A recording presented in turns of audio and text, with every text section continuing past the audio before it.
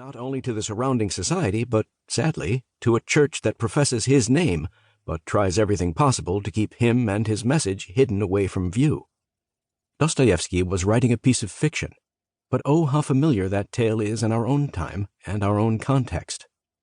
It has been so easy for the church in various generations, including our own, to disregard, disarm, and domesticate Jesus to the point that he may not even resemble the Jesus of the New Testament.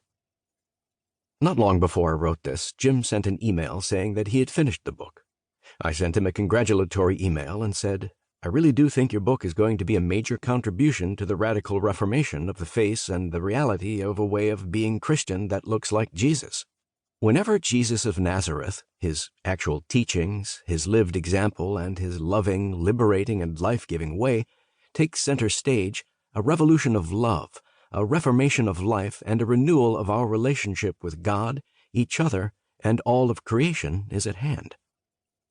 This moment, fraught with problems and complexity, is likewise pregnant with a new possibility for the Church and those called Christians.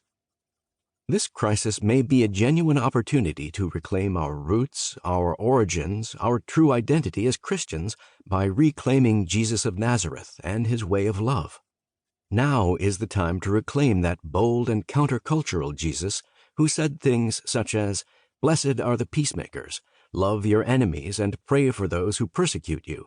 You cannot serve God and wealth," and "love your neighbor as yourself." Now is the time to reclaim that Jesus who turned expectations upside down with parables about a good Samaritan, a prodigal son, a persistent widow, and the last judgment. Now is the time to reclaim that Jesus who was unafraid to sit with those who others considered unacceptable, unwilling to be co-opted by the powers that be, undeterred in reaching out to the friendless and the needy, the cast down, the put down, and the disinherited. Now is the time to reclaim that Jesus, to be one more than simply the church as culture defines us.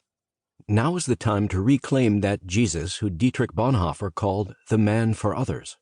The Jesus who showed what love looks like, giving up his own life not for anything he could get, but for the good, the well-being, the welfare, the salvation and redemption of others. Yes, there is a crisis of Christianity. But Jim, like the angelic messengers in the Christmas story, brings us good news of great joy. For the Jesus, born of Mary, can, as the Christmas carol, "O Little Town of Bethlehem," says, be born in us today. Yes, there is a crisis, but this crisis is an opportunity to reclaim Jesus and to be reclaimed by him, an opportunity for a way of being Christian that actually looks something like Jesus of Nazareth and his way of love, to emerge as the face of Christianity in America. Yes, there is a crisis. This can be an opportunity for the church to reclaim its roots, its true origins.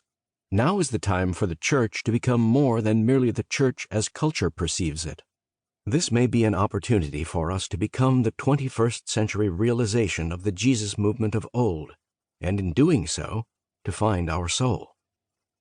May your reading of this book be for you what that conversation I had with Jim a while back was for me, a real soul food dinner. Prologue. Reclaiming Jesus. When I used to visit one of my mentors, Dorothy Day, the founder of the Catholic worker movement and perhaps now headed toward sainthood, at the movement's Mary House on the Lower East Side of Manhattan, a big graffiti quote on the side of a building always caught my attention. It read, "Reporter, Mr. Gandhi, what do you think of Western civilization?" Gandhi, "I think it would be a good idea." Perhaps what many young people today, of many faiths or no religion at all, think would be a good question right now might sound something like this. Reporter, what do you think of Christians following Jesus? Millennial, I think it would be a good idea. Who is Jesus? What did he say? Did he mean it? These are questions inside and outside the boundaries of Christian faith, including among those who check the box that says none of the above when asked about their religious affiliation. Many people who can no longer associate themselves with religion wish somebody would talk more about what the first-century brown-skinned Jewish